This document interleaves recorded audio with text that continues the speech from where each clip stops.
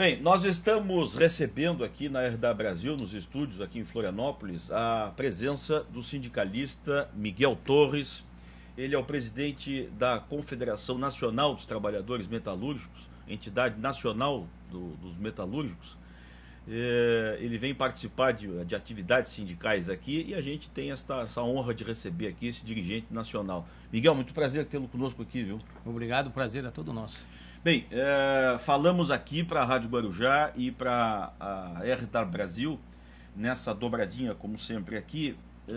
Vamos entrar no assunto aí do mercado de trabalho. A gente tem visto aí a presidente Dilma divulgando sempre números positivos da economia, mas a gente sabe que isso tem um pouco de entusiasmo aí, né? Principalmente um ano como esse, né? De eleição.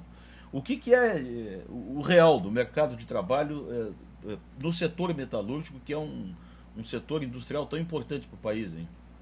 Olha, essa pesquisa que saiu essa semana nos causou surpresa, até porque vê os números expressivos e tomara que sejam verdades. Então, nós como dirigentes sindicais estamos pedindo até para tentar ver de onde saiu esses dados, porque toda a nossa base, o nosso contato diário, na nossa prática mostra que não está bem assim, pelo menos da indústria. Diz que a indústria de fevereiro teve mais de 53 mil novos postos de trabalho aumentados. E na prática nós não estamos vendo isso. Então nós estamos fazendo pedindo a abrir essa pesquisa, ver aonde cresceu, tomara que tenha crescido mesmo, e passou que nós não vimos, mas nós estamos com sérias dúvidas sobre isso. Inclusive o setor empresarial também está com o mesmo problema. A Fiesp soltou em São Paulo na terça-feira uma outra pesquisa que mostra que encolheu os empregos. Então nós temos que correr atrás para ver. Agora, lógico que seria muito bom se isso realmente for verdade. A origem é sempre a do CAGED, né, do Ministério do Trabalho, mas o CAGED tem sido, às vezes, um pouco alegre demais nos números, né? Dia desse nós entrevistamos aqui o Viegas, que é o superintendente regional aqui do Ministério, e ele bem entusiasmado, claro, mas os números muitas vezes não refletem exatamente esses empregos formais, né, que são tão importantes, né? Que instituto, que tipo de mecanismo os trabalhadores têm para levantar isso aí? São os sindicatos, são as federações? Como é que é feito o levantamento? Eu acho que é as duas coisas, tanto os sindicatos que têm fornecer informações para federações e as federações para as confederações. Mas o nosso maior apuração disso é na base. Eu acho que os sindicatos com certeza têm essa avaliação hoje melhor e mais rápida. Sim. Pela pesquisa informal que nós fizemos via telefone com as principais bases do setor metalúrgico, nós não estamos vendo esse retorno. Então estamos pedindo ao governo, vamos já pedir ao Ministério do Trabalho que abra esses números para ver aonde que surgiu isso. Sim. Tomara que nós estejamos errados e esteja certo essa pesquisa, porque é um dado muito positivo. A gente tem visto muitas críticas, sempre vê muitas críticas, quando a indústria cresce um pouco, sempre há digamos assim, o medo de não termos infraestrutura para esse crescimento, né? Principalmente quando se fala em energia, tá a polêmica aí do setor energético, né? O parque industrial brasileiro às vezes tem esse gargalo aí, né? Qual é a avaliação dos trabalhadores da CNTM em relação a isso aí? É real mesmo isso? Falta infraestrutura e poderíamos crescer sem medo? Eu acho que tem que ter uma preocupação, mas nós temos muito a crescer ainda sem ter essa necessidade da infraestrutura. O que tem, que eu acho que o governo, e não é só desse, de outros, se programou pouco para a infraestrutura. Tudo o que nós estamos vendo hoje aí, essa crise hoje de abastecimento, por exemplo, vai com certeza ter problemas na energia. Que foi o desconto na conta de energia que a presidenta Dilma fez no ano passado, que foi muito importante para os trabalhadores, para a indústria, o que está mostrando que foi feito sem um estudo e hoje vai causar sérios problemas aos trabalhadores e à indústria. Esse ano não vai ter nenhum custo adicional aos usuários do sistema elétrico, mas já avisaram que quando que vem a conta vem. A conta vai ser mais cara, vai ter que ser paga. Então isso mostra falta de organização, falta de planejamento. Bom, o Miguel está aqui entre nós por conta de um evento da Força Sindical. A CNTM é filiada à Força Sindical, a uma das centrais do país. Eu quero aproveitar este momento aqui também, Miguel, de também tratar. Agora o Miguel me entregou o cartão aqui. O Miguel é o presidente da Força também. Também. Não vamos esquecer disso, né? Estamos diante do presidente da Força. Bom, mas Miguel, para as pessoas que estão um pouco desatentas ao movimento sindical, né, passa a ideia, é comum a gente ouvir isso na rua, de dizer que o governo Lula, o governo Dilma, fez um acertão com as centrais, ninguém mais faz greve, a CUT é do governo, a central acertou-se com o governo, a UGT também, enfim, as centrais estão acertadas com o governo federal. A grosso modo dizem isso na rua. E a gente sabe que a miúde isso não tem nada de verdade. Agora há pouco mesmo aqui em Santa Catarina eu entrevistei o presidente do Sindicato dos Trabalhadores nos Correios, né, sindicato cutista, e uma greve de 40 dias, né, a federação, mesma coisa, né. Bom, no que diz respeito à força sindical, o que há de verdade nisso, nessas relações das centrais sindicais com o governo atual? Eu acho que tem, isso é uma avaliação totalmente equivocada. Eu acho que o movimento sindical ele está autônomo, é autônomo. Nós tivemos grandes avanços no governo Lula, acho que nós temos que falar isso. O governo Lula ele teve uma aproximação muito grande com as centrais sindicais, com os sindicatos. Eu acho que nós conseguimos, com o governo Lula, ampliar o diálogo social. As centrais elas conseguiram, durante o governo Lula, a sua legalização. Isso ajudou os trabalhadores a se organizarem melhor. No governo Lula, junto com as centrais sindicais, conseguimos a política de valorização do salário mínimo, que hoje é um marco para os trabalhadores, inclusive, porque na distribuição de renda nós conseguimos melhorias expressivas. Só fazer um levantamento, dar um dado, em 2000 nós fizemos uma marcha a Brasília, os trabalhadores, a pé de São Paulo, 31 dias reivindicando naquele momento um salário mínimo de $100, o salário mínimo era $80. Hoje o salário mínimo está batendo nos 300. Então mostra que essa política deu certo. Ainda está muito aquém, lógico, mas está muito além do que era, né? Muito além do que era. Lógico que nós queremos um salário mínimo muito melhor, que bata aí nos $1.500, que seria o ideal, ou próximo do ideal. Agora, teve esses avanços. O avanço também, isso se deve ao movimento sindical. Se deixasse só o governo, não sairia. Então, os avanços nisso foram muito importantes. O diálogo foi muito importante para enfrentar a crise de 2008. Se não fosse o movimento sindical junto com o governo Lula na época, com certeza o Brasil não tinha saído da crise até hoje. E só saiu porque tivemos o salário mínimo com aumento real, as categorias tendo aumento real de salário, isso fez a economia girar. O trabalhador, quando ele tem um aumento de salário, ele não investe na bolsa, ele não compra, investe em imóveis, ele compra coisas que ele precisa, troca geladeira, fogão, compra uma televisão. Então isso faz a economia girar. Então eu acho que esse foi o grande acerto que nós fizemos do movimento sindical. E o movimento sindical, lógico que ele tem divergências entre as 6 centrais legalizadas. Mas nós também temos a consciência que se nós tivermos pontos que são convergentes entre os trabalhadores, nós não vamos avançar. Então isso que você falou, dessa desconfiança ou dessa crítica que parte da sociedade faz, ela não está sabendo a fundo o que está acontecendo. Nós temos agora... grosseira. A grosseira. Nós estamos fazendo agora, dia 9 de abril, uma grande marcha em São Paulo, na nossa pauta trabalhista, junto com todas as centrais, com a CUT, que é ligada muito ao governo, e é pauta trabalhista, é redução de jornada de trabalho sem redução salarial, é o fim do fator previdenciário, é o fim das terceirizações, por uma política de valorização do salário dos aposentados, que ainda é uma promessa que não foi cumprida. Nós temos a questão da Convenção 151 do OIT, que regulamenta o dissídio coletivo, as negociações do funcionalismo público, que também ainda não avançou. A questão da Convenção 158, que proíbe ou inibe as demissões imotivadas.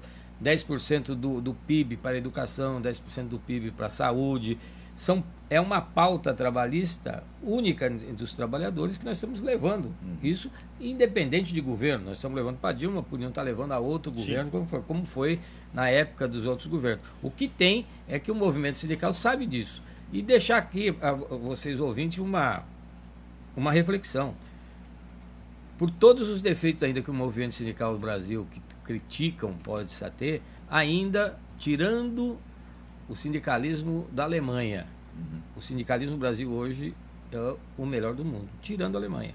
É um sindicalismo que nesses últimos 10 anos conseguiu aumento real de salário para todas as categorias praticamente no Brasil. Todas. Bom, aqui em Santa Catarina, o seu Valdir, como a gente assim chama ele, né? O Valdir Provese, o Ari lembra isso sempre.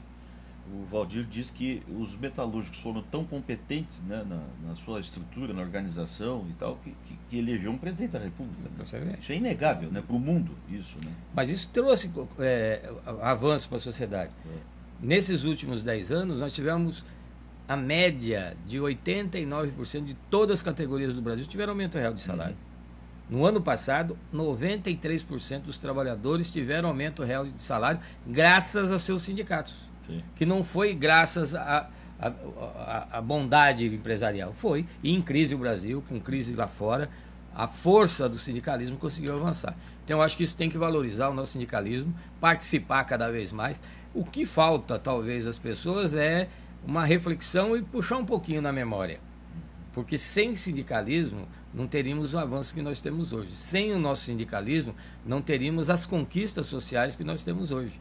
E as pessoas esquecem porque tem 13º, esquecem porque tem uma cesta básica, esquece que na sua empresa tem um convênio médico, esquece o ambiente de trabalho mais protegido. Agora, tudo isso foi fruto da luta sindical. É fruto da luta sindical, não só a conquista, mas como a manutenção desses direitos.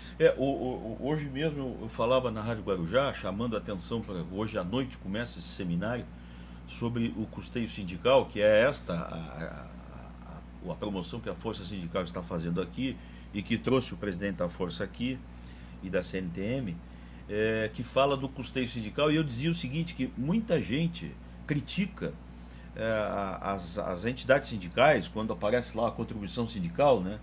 E quando muita gente não quer pagar a sua mensalidade como filiado ao sindicato e tal, e coloca no mesmo saco, por exemplo, o custo também da democracia, né? Porque critica-se muito o salário dos deputados, dos vereadores, né, e tal, aquela estrutura toda, né, no Senado, enfim.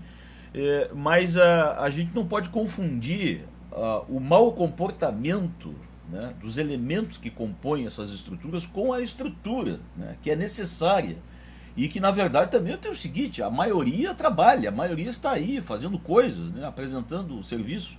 E aí a gente tem aqui e ali exemplos mal dados, né, e que acabam contaminando todo o processo. Tá? E a gente tem que ter esse cuidado, né, o Miguel, de não contaminar a ideia geral da coisa. Né? Quer dizer, o movimento sindical ele tem um espaço importantíssimo na democracia, né? De levar a classe trabalhadora ao debate de tudo, né? Então, eu acho que aí você pegou um ponto certo. Hoje, o trabalhador, parte da sociedade, critica muito a questão do financiamento sindical. Mas esse financiamento é muito importante. É o que né? mantém, né? Agora, você vê a perseguição que existe hoje em cima de sindicatos. Né? Eu digo para você que parte do Ministério Público persegue o movimento sindical. Estou dizendo parte, porque hoje os sindicatos ajudam muito o Ministério Público do Trabalho, porque ele não tem pé e pernas para correr, para resolver todos os problemas. Muitas vezes o sindicato é o olho do Ministério. Né? É o olho do Ministério. Vamos falar que não tem do nosso lado, do lado dos sindicatos, algum problema? Lógico que tem. Agora, vamos pegar quem tem problemas e em cima dessas pessoas, exigir dele que faça direito ou punir, não tem problema. Agora, não pode nivelar todo o movimento sindical por baixo. E o que nos deixa e causa indignação é que você vê o Ministério Público do Trabalho em cima só de sindicalista do trabalhador, dos sindicatos dos operários. Dos sindicatos patronal, você não vê uma ação do Ministério Público do Trabalho. No Sistema S, que está cheio de problemas, você não vê uma ação do Ministério Público do Trabalho em cima do Sistema S, que é dinheiro que vem do trabalhador, vem das empresas. Não vamos esquecer que numa negociação, de um lado estão sindicatos de trabalhadores, de outro de empresários. É isso aí. É isso aí. A gente, outro detalhe também que é preciso tomar cuidado é que às vezes essas críticas plantadas aí na mídia, nas grandes colunas, nos jornais nacionais aí, ela na verdade é uma plantação feita até por empresários que têm todo o interesse de desmontar essa estrutura de organização dos trabalhadores, né? Não só isso, o jeito que está sendo tratado o movimento sindical mostra que essa parte do Ministério do Público do Trabalho que está atuando em cima dos sindicatos, perseguindo certos sindicatos, ela está causando um peso desfavorável aos trabalhadores, fortalecendo o empresariado, que em muito lugar não tem nem delegacia regional do trabalho, não tem uma ação do Ministério Público, tem uma, duas, três empresas que dominam aquela região, e na hora que tira o sindicato, corta o seu financiamento, fortalece o mau empresário, fortalece aquele empresário que não paga direito, não paga INSS, não paga fundo de garantia, e o trabalhador só quando é mandado embora tem que ir na justiça, fica 3, 4, 5, 10 anos para receber um processo. Aí você não vê essa parte do Ministério Público do Trabalho agir. Então isso nos deixa muito aborrecido com essa situação, e esse debate que vai começar hoje aqui em Florianópolis é para isso, para mostrar, tirar, sabemos da nossa responsabilidade, sabemos também dos problemas que nós temos, agora não podemos nivelar por baixo o movimento sindical. O movimento sindical com certeza é a entidade hoje, o movimento sindical é que defende os interesses dos trabalhadores, e o Ministério Público tem que estar junto ao sindicalismo, junto aos sindicatos, porque é só juntos que nós vamos conseguir avançar. Bom, para quem pegou o assunto pela metade agora, nós estamos recebendo aqui a presença do Miguel Torres. Ele é o presidente nacional da Força Sindical, também da Confederação Nacional dos Trabalhadores Metalúrgicos, e ele está aqui em Florianópolis participando do início deste seminário. Eu vou colocar no ar até aqui, para vocês terem uma ideia aí, ó. Este é o site da Força Sindical de Santa Catarina, e que já está noticiando aí o seminário sobre custeio sindical, que começa hoje. E eu estou mostrando isso aqui porque eu quero chamar a atenção para a presença do senador gaúcho, Paulo Paim, que estará, né, não sei se hoje já à noite, acho que hoje já à noite. Eu não tenho né? certeza se ele confirmou a presença. Eu acho que hoje à noite. Eu conversando hoje pela manhã eu conversei com o Oswaldo Mafra, que é da Força aqui de Santa Catarina, e ele me garantiu que hoje à noite já estaria o senador Paulo Paim. E aí eu quero fazer o gancho com o senador, que a gente já entrevistou várias vezes aqui na RW Brasil e na Rádio Guarujá, que é o eterno problema do fator previdenciário, né? O Paim já disse aqui, ele fez a parte dele, diz ele, né, que aprovou no Senado. O Senado já aprovou, né, esse horror do fator previdenciário que corta pela metade a aposentadoria, enfim. Mas falta a Câmara, né? A Câmara a gente sabe que é a base de apoio do governo, é fortíssima, o governo faz o que quer dentro da Câmara, infelizmente, né? A gente gostaria de ver uma Câmara mais independente, enfim. Mas a hora que o governo disser vota, o governo vota, a Câmara vota, né? Qual é a expectativa do movimento sindical? O senador conta isso em tom de denúncia até, né? Eles têm que votar. Né? Eu acho que o senador pode ajudar mais. Ele é da base do governo, é do partido do governo. Mas parece que ele não é muito ouvido. Mas eu acho que ele tem força suficiente. O que tem hoje, eu acho que é deixar claro, 2 projetos de interesse dos trabalhadores que estão na mesa do presidente da Câmara, que é a redução da jornada de trabalho para 40 horas sem redução salarial, que está lá já. Que é outra antiga. Está lá parado. E também a questão do fim do fator previdenciário. Lembrando só que o fator previdenciário ele caiu no último ano do governo Lula. Ele caiu, a Câmara derrubou isso e o Lula na época vetou. E aí teve toda uma negociação para ter uma alternativa entre o fim do fator e a fórmula atual. E isso tinha um consenso até entre as centrais de uma fórmula chamada 85-95. Agora, parou também, está lá. Agora, se tiver pressão, e eu acho que tem que ter essa pressão de dentro também do PT para pressionar, porque o movimento sindical está lá toda semana, lá pressionando o presidente da Câmara, os deputados, o companheiro Paulinho, que é nosso presidente licenciado da Força, faz isso toda semana. Agora, não tem eco dentro do governo. O governo não deixa votar. E era uma promessa da presidenta, antes de se eleger, que ela ia acabar com esse fator. Então, acho que tem que unir o país que tem muita boa intenção, é relacionado ao mundo sindical, mas tem que forçar também. Mas essa promessa da presidente foi feita muito num plenário selecionado de sindicalistas, né? A gente não ouviu muito ela dizer por aí. Mas foi, mas era documentado. Ela prometeu, se comprometeu. Eu me lembro pelo menos uma vez eu vi na televisão. Ela em 2010, na campanha, nós fizemos uma plenária do movimento sindical em São Paulo, de todas as centrais sindicais, só de dirigentes, 30 mil dirigentes sindicais, no Pacaembu, em São Paulo, onde tivemos uma pauta para entregar aos pré-candidatos na época, e entregamos a todos na época, inclusive da Dilma. Fomos num comício com a Dilma, o movimento sindical em peso, entregamos a pauta e ela se comprometeu. Isso aqui, fator previdenciário e redução de jornada, vai ter o apoio do meu governo se eleito. Só que o problema de candidato é que, olha, que ele ganha, ele tem uma perda de memória desgramada, não lembra. Talvez esse ano ela lembre que está chegando a outra eleição, é capaz de lembrar. De prometer de novo. Ou, quem sabe não se eleja também, reeleja também. Né? Bom, já conectando isso, o último assunto, o Miguel acabou de falar do Paulinho da Força, né?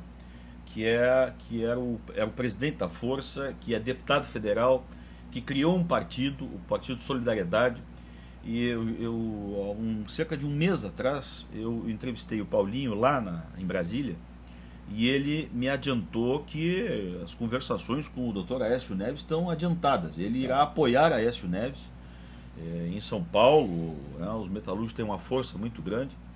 Eu queria que tu me contasse como é que isso está sendo gerido, né? Porque o Aécio parece que vem com uma força importante aí, né? Eu acho que a conjuntura atual, ela fortalece candidaturas de oposição. Né? Nós estamos vendo o país com muita descredibilidade dentro do cenário mundial, coisas que não existiam mais no nosso país começam a voltar, setores conservadores da sociedade que tinham se acomodado começam a ganhar força dentro do governo. Inclusive, uma coisa que nos preocupa muito hoje é setores do governo querendo acabar com a fórmula do reajuste do salário mínimo. Estão querendo acabar com essa fórmula e dentro do Ministério da Fazenda. Isso é preocupante, porque isso mostra que os conservadores estão ganhando a batalha dentro do governo. Então isso nos preocupa. O que eu acho que tanto a candidatura do Aécio quanto do Eduardo Campos, ela começa a ganhar força, e ganha, porque você tem um vácuo aí e o atual governo está fazendo, você vê essa lambança com o PMDB de um lado, toda hora tem um negocinho e volta atrás, não apoia, isola o PMDB, daqui a pouco tem que trazer de volta. Então está dando um problema muito sério do governo. Então é lógico que o Aécio ganha muita força com isso, é muito competente, também o Eduardo Campos ganha força. O que tem na força, e é uma característica da nossa central, ela dá liberdade ao seu dirigente de escolher qual é o partido que ele quer atuar. Tanto dentro da força tem praticamente todos os partidos, só não tem o PSTU. Todos tem lá, tem PT, PSB, PSD, PMDB, tem tudo dentro da força. Então nós deixamos livres, e isso talvez é uma característica que ajuda muito a força a atuar. O Paulinho, nosso deputado que fundou o Partido Solidariedade com muita dificuldade, é um partido que nasceu grande já, com 23 deputados, e hoje está com 24 deputados federais, que tem muita chance de melhorar essa bancada nessas eleições. Tem uma conversa muito, muito aberta e muito próxima ao Aécio, eu acho que é do partido. Por isso até que ele se licenciou da Força, para dar liberdade ao movimento sindical da Força poder avançar nas suas questões sindicais. Mas, com certeza, é um nome forte. Tá certo. Estou me lembrando aqui dos velhos tempos do movimento sindical, do Adão Agstern, que era dirigente metalúrgico lá em Porto Alegre, do Sindicato dos Metalúrgicos. E o Adão, quando fazia assembleias com os trabalhadores, né, ele falando da necessidade do trabalhador se politizar, né, saber das coisas, participar, ter atividade política, ele dizia assim: aqui dentro do sindicato todo mundo pode ter partido, só não pode uma coisa, é não ter partido, né? Todo trabalhador, todo brasileiro, todo mundo tem que ter um partido, né? Pensar alguma coisa e votar em alguém, cobrar de alguém, né? Exercer essa cidadania, né? O Adãozinho faz falta, né, seu Ari? O Ari não está enquadrado aqui, mas o Ari Alano está observando a entrevista aqui também, ele que é o presidente da Federação dos Metalúrgicos e do sindicato também daqui da região de Santa Catarina, Sindicato Intermunicipal. Bom, Miguel, eu acho que te explorei bastante, né? Bastante. Falamos aí quase meia hora, mas foi importante, não é toda hora que a gente tem um dirigente nacional do movimento sindical aqui com a gente. Eu te agradeço a tua atenção aqui e à noite nós vamos participar. Isso aqui está sendo gravado, nós vamos usar isso no nosso Despertador Guarujá, no programa na Rádio Guarujá.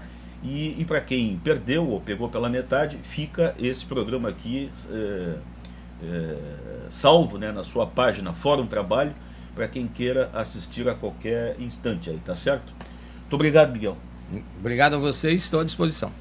Foi mais uma participação de uma figura importante entre nós aqui, registro da Rádio Guarujá e da RW Brasil. Até a próxima.